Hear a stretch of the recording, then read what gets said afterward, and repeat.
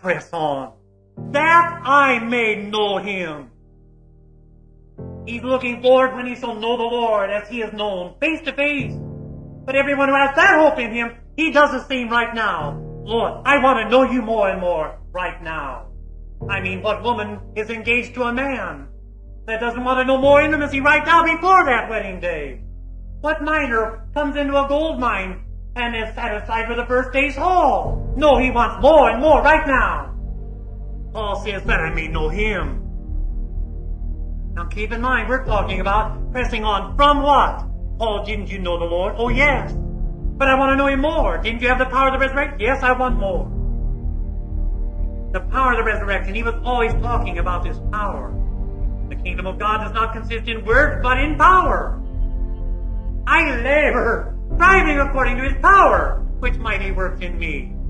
Power of the resurrection to overcome sin. You see, when an airplane, when it loses power, it starts going down. The gravity starts overtaking it, and the plane goes down.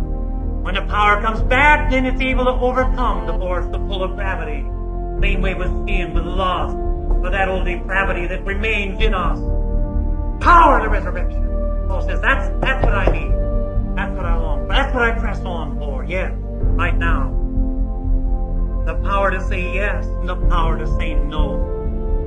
The power to keep my mouth shut. The power to not retaliate, not take into account a wrong suffered. The power to control my mind, my mental thoughts. The power to get out of bed, to study the Bible, rise up and pray. You know, it is ridiculous, isn't it, for us to pray, Lord, lead me not into temptation, and then turn right around and put ourselves in the place of temptation. Paul, what did you press on with? With what attitude? I press on with single-minded devotion to Jesus. I count it all loss and gain Christ. Rutherford says, put a low value on everything else but Christ. And that Paul did. He says it's rubbish compared to this surpassing value. I count it all lost that I may gain Christ. Let nothing get in the way. And what does it profit a man if he gain the whole world and lose his soul? We ought to be gripped with the realization that we're not there yet. We haven't made it to heaven yet.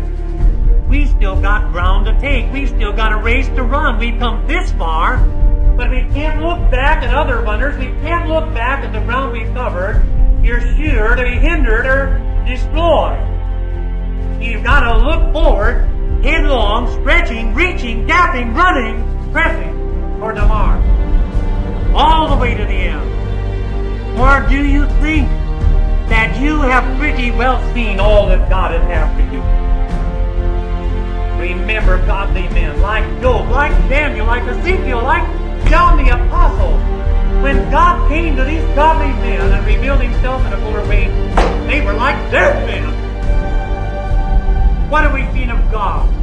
It could be compared to a grain of sand on the whole seashore. We've but seen the fringes of his waves. Much reason to press on.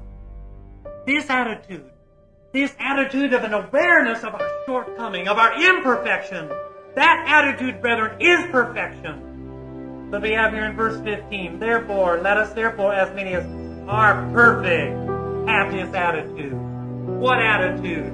What is this perfect attitude? It's the attitude that I must press on. He has no holiness who thinks he has enough.